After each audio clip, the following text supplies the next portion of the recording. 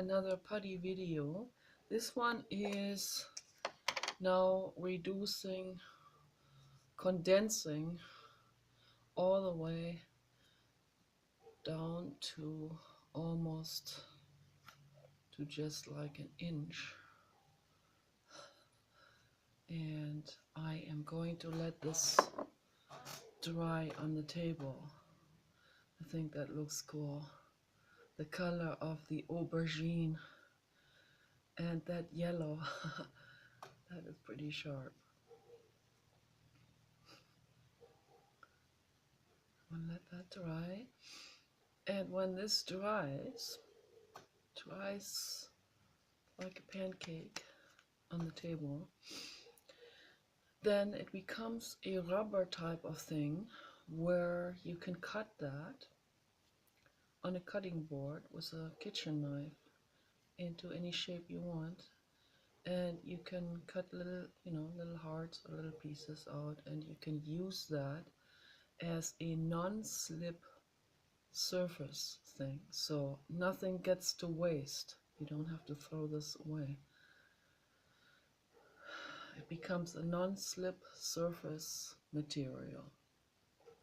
It even works as a buffer for, if you have an uneven surface. For example, I put my computers on those storage containers, and the surface, the top surface is not completely straight. Sometimes it slightly dips in like this. So then the computer slides a little bit, even though it has rubber feet. Putting those, pieces, like it's already getting hard to tear. So putting one piece underneath, but it has to be fully dried. Putting like a piece like this under each of the feet of the computer, the rubber feet, it will completely stop it from sliding. This works better than any of these other stopper type of buffer type of things that you can get. You can buy all kinds of those types of things,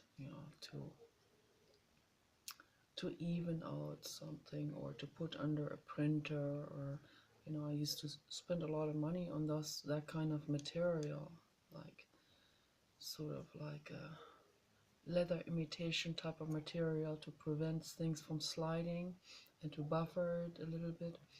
This is like something that people normally throw away, when it comes down to just this much, when it condenses itself to this size.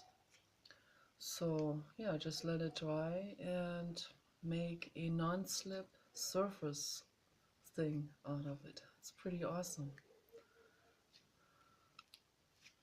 I like to not throw things away because those are all resources, and it can be utilized. And that feels awesome when you can reduce trash.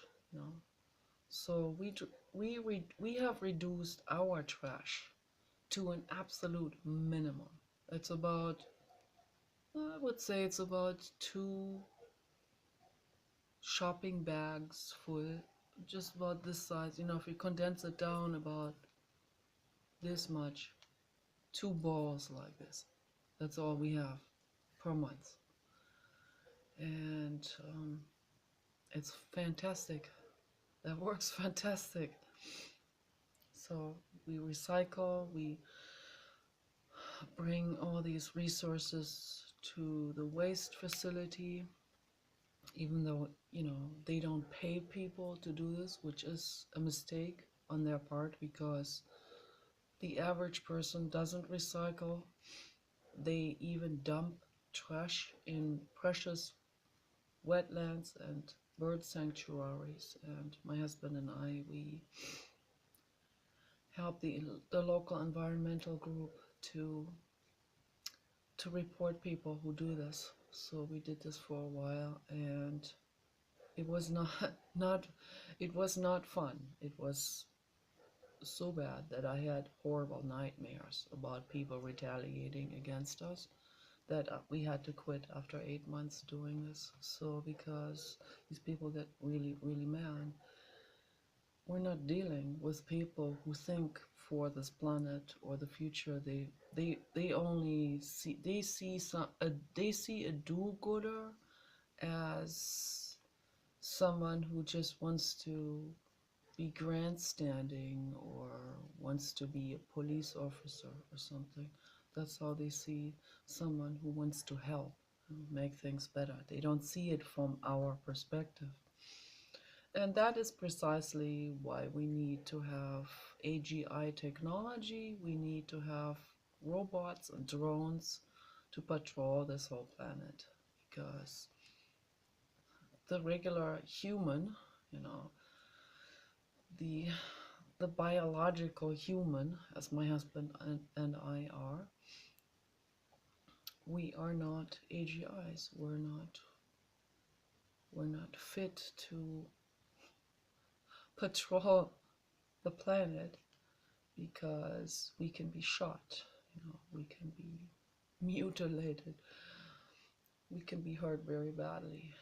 An AGI will be built, particularly a police officer AGI, artificial general intelligence robot, will be more like the Terminator.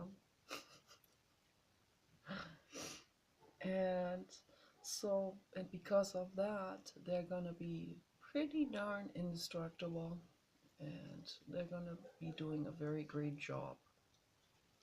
So I can't wait for it. I really can't. Because I don't want this planet to be destroyed. I don't want to see this during my lifetime. I don't want to see it ever after my lifetime either. So that should never happen. So this is kind of like, it's getting really, really close to midnight, as they always say. It's getting close. We've been very close for a long time already, but we're getting really dangerously close now. And there are a lot of things that can't even be reversed now, at this point. So I'm just worried for the animals and the ecosystems and the plants and the forests. So the weather pattern changes, that can't be reversed now. It's too late for that.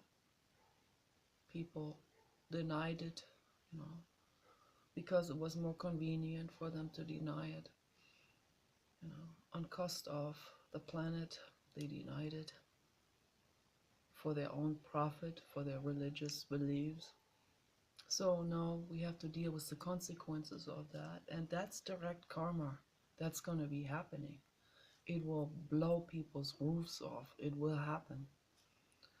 And that's why I'm so interested in hiring an architect to have a dome structure built, a plexiglass dome over an entire property, or spanning 3 acres or something. You can build something like this to span 10 acres. It costs more though, but can you imagine what you can build in this, what you can make out of that? An entire landscape indoors, with trees, with any plant you want to cultivate, you can put in there. So it's my dream. I don't know how big of a dome house we can have made. Probably maybe an acre maximally. I don't know. Or maybe just half an acre. I don't know. But it will really depend on. We have to talk to an architect about it. But that is the future of architecture, because people have brought it to that point where a regular home is not going to be standing anymore. Okay, it will be completely destroyed. The roofs are going to be blown off. Structural damage will happen, water damage, bug invasion, mold, all kinds of things. So the future of living is living under a glass dome. And that's wonderful, beautiful. You don't even need a house underneath. But, but people have built those, and they have built simple homes inside. Or one Norwegian family built a dome over the house, just had it put above it. So the people who have domes, they have structures inside. So far, there aren't very many. Very few people that have a real large dome structure like this. Jeff Bezos has built one for his company in Seattle, and they have office buildings inside, and they have exotic flowers in there and orchids. It's amazing, and aquatic ponds, and really awesome what you can do with this. And so far, I think they don't even use electricity for heating because the sun heats it up, even in the winter time. So it's like a greenhouse, but durable, really, really wind storm resistant. Fantastic. That's the future. That's the whole planet's going to look like this with those domes. I always knew this for some reason. I knew this as a child already. I had this vision about it that is, if you look into the future, that's how it's going to look like from an airplane view. And at night, they're going to be lit up with LED lights. And it's going to look unbelievably amazing. Incredibly amazing. High-rise buildings are going to become a very dangerous thing in the future because of the storms and hurricanes and these real intense tornadoes that will shake on their foundation. Even that will shake even up the sturdiest high-rise buildings. And just, if it's gets shaken up like this over and over and over, at some point the structure, even the strongest metals and steel type of amalgams, it will loosen up, it will bend the molecular structure inside, just like the Uri Geller did with the spoons. He loosened up the spoons, and then it didn't take much more. It took one more tipping over and the spoon would flop over. That's what's happening. That's why I wouldn't want to live in a high-rise building anymore now. Scary.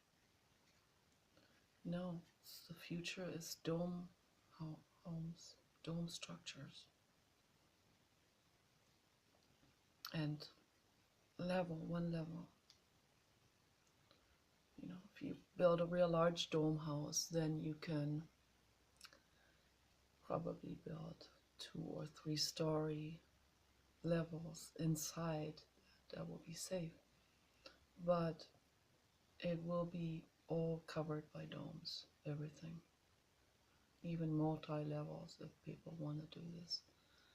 But I prefer just ground level.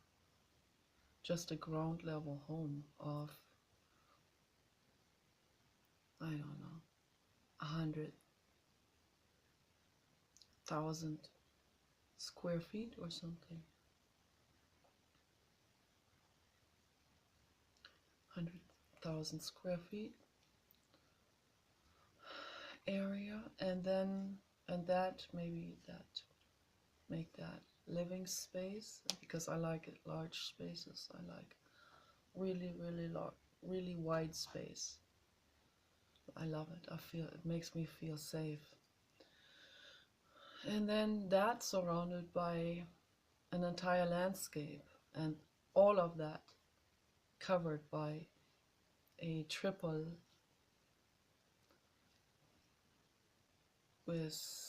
layer with vacuum insulation, dome structure over it. So that would be really awesome. That's a dream. So anyway, I put on a perfume called Bright Crystal Absolu by Donatella Versace. And it is absolutely, it's full of love. It's kind of, it does have a crystal type of touch, but it's totally warm. It's a warm crystal, really loving. It's sweet, warm, heavy, and still has a crystal touch to it. It's amazing, and absolutely amazing. I kind of sensed baby powder in it, but then again, baby powder itself is composed out of several different notes, including violet and rose and tulip.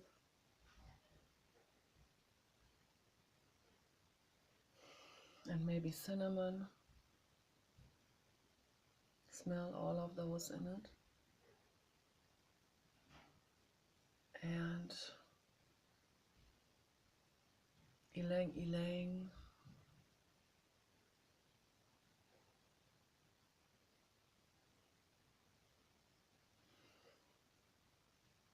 And hyacinth. So amazing stuff is in it. And it feels like love, and it's like the ultimate antidepressant.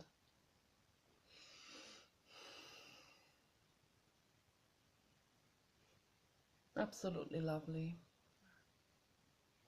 Very much in the flair and the aroma, in the ambiente, I call it, of Donatella Versace, of her person, her personality, and her art and her fashion.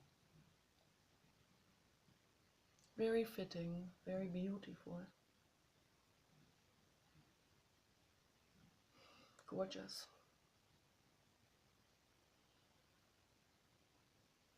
Creative and loving and warm and generous and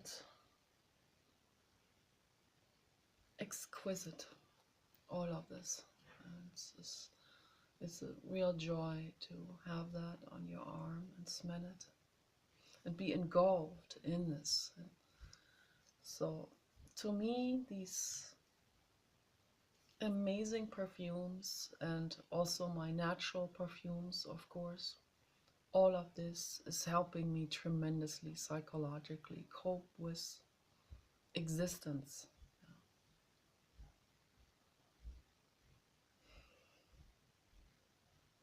It's a true pleasure.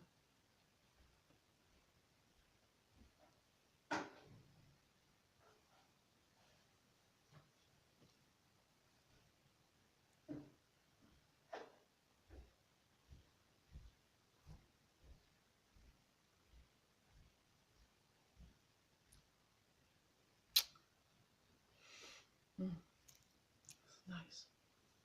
Love, love, love.